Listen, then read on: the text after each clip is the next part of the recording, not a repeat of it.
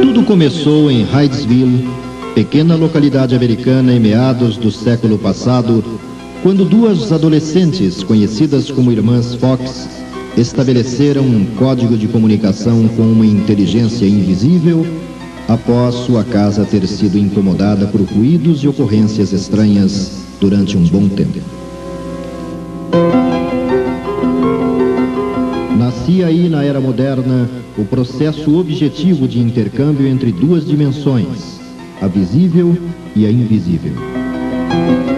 Descobria-se um novo mundo paralelo ao nosso, o mundo dos espíritos. Levado para a Europa, tal método foi sofrendo modificações, embora, num primeiro momento, a comunicação entre os dois planos de vida tenha servido mais para entreter seus adeptos do que para despertá-los para a evidência da sobrevivência da alma. Por volta de 1854, um conhecido intelectual da área da educação na França começou a se interessar pelos fenômenos. Seu nome, Denisard Hippolyte Léon Rivail. Passando a frequentar reuniões na casa de alguns amigos, vislumbrou nas manifestações a possibilidade de obter respostas a perguntas que muitas vezes também se fizera. Em depoimento no livro Obras Póstumas, ele conta: comecei meus estudos sérios no Espiritismo, menos ainda por meio de revelações do que de observações. Apliquei a essa nova ciência, como fizera até então, o método experimental. Nunca elaborei teorias preconcebidas.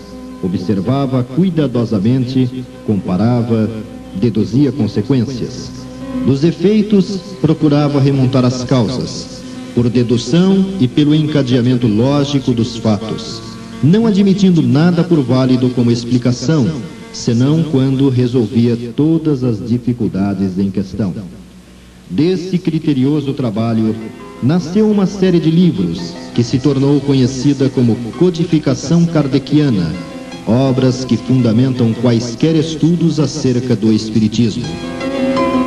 Buscando evitar associações entre seu respeitável trabalho como autor de obras pedagógicas e o das inovadoras ideias espíritas, Denisard passou a assiná-las com o pseudônimo Allan Kardec, que, por sinal, segundo revelação espiritual que lhe fora feita, correspondia a um nome usado por ele mesmo em existência anterior.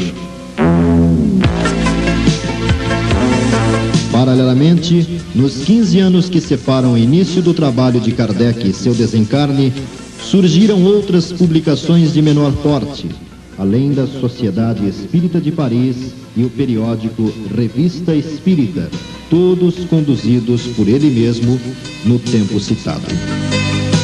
As obras básicas, portanto, são as seguintes: O Livro dos Espíritos, lançado em 18 de abril de 1857. Nele estão contidos os princípios da doutrina espírita sobre a imortalidade da alma, a natureza dos espíritos e suas relações com os homens, as leis morais, a vida presente, a vida futura e o futuro da humanidade, segundo ensinamento dado por espíritos superiores com a ajuda de diversos médiuns. Allan Kardec assina a compilação e ordenação contidas nesta obra que, na verdade, compreende 4 livros diferentes. O primeiro, tratando das causas primárias, divide-se em 4 capítulos, reunindo 75 questões. O segundo aborda o mundo espírita ou dos espíritos, dedicando 71 capítulos e 538 questões a seu conhecimento. O terceiro trata das leis morais, em 12 capítulos e 306 questões. E, finalmente, o livro quarto volta-se para as esperanças e consolações, distribuídas em 2 capítulos e 99 questões, mais a conclusão. São 1019 perguntas e respostas abrangendo assuntos para os mais diferentes interesses. O Livro dos Médiuns. Concluído 4 anos após o primeiro, ou seja, em maio de 1861. Trata-se de um espiritismo experimental, sendo ainda como registrado no subtítulo da primeira edição, o guia dos médiuns e evocadores. Constitui-se no ensino especial dos espíritos sobre a teoria de todos os gêneros de manifestações, os meios de comunicação com o mundo invisível, o desenvolvimento da mediunidade, as dificuldades e os tropeços que se podem encontrar na prática do espiritismo. Divide-se em duas partes, além de uma introdução. A primeira, Noções Preliminares, reúne 4 capítulos.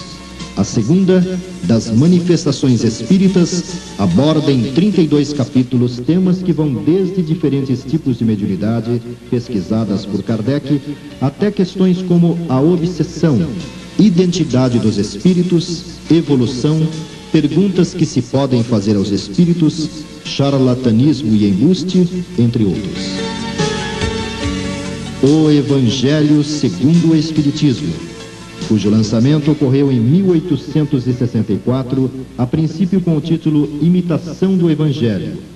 Além de uma introdução que busca situar o leitor ante a obra e este ante a proposta cristã, alinham-se 28 capítulos comentando os aspectos morais das máximas de Jesus, sua concordância com o ensino dos Espíritos e sua aplicação às diversas situações da vida.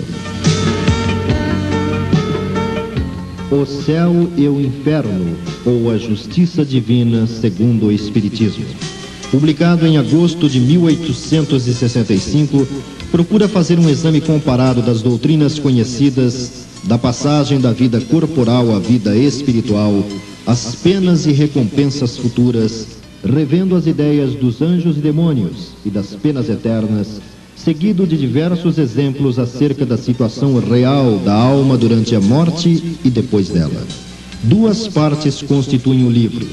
A primeira, dedicada à doutrina, divide-se em 2 capítulos.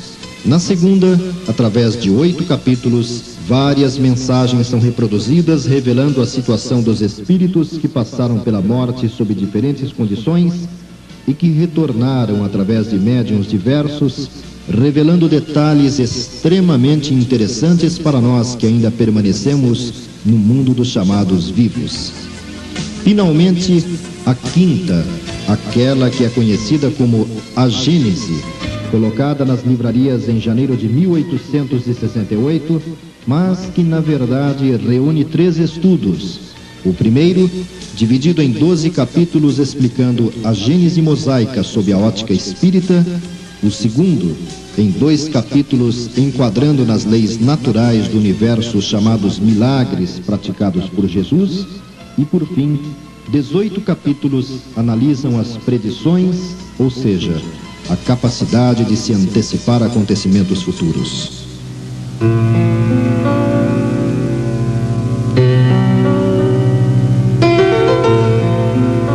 A leitura desses livros nos conduz a algumas conclusões capazes de alterarem muito o sentido de nossas concepções de vida.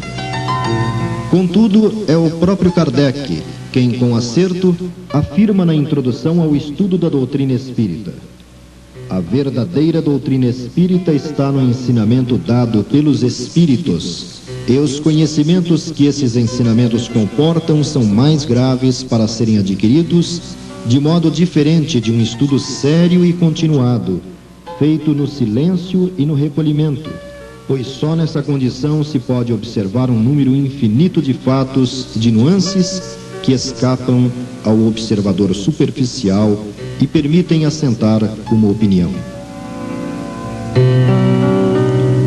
Disse o Cristo: conhecereis a verdade, e a verdade vos fará livres. E lembra Emmanuel: sem Allan Kardec, desconheceríamos que o raciocínio não pode ser alienado em assuntos de fé, e que a religião deve ser sentida e praticada, estudada e pesquisada, para que não venhamos a converter o Evangelho em museu de fanatismo e superstição.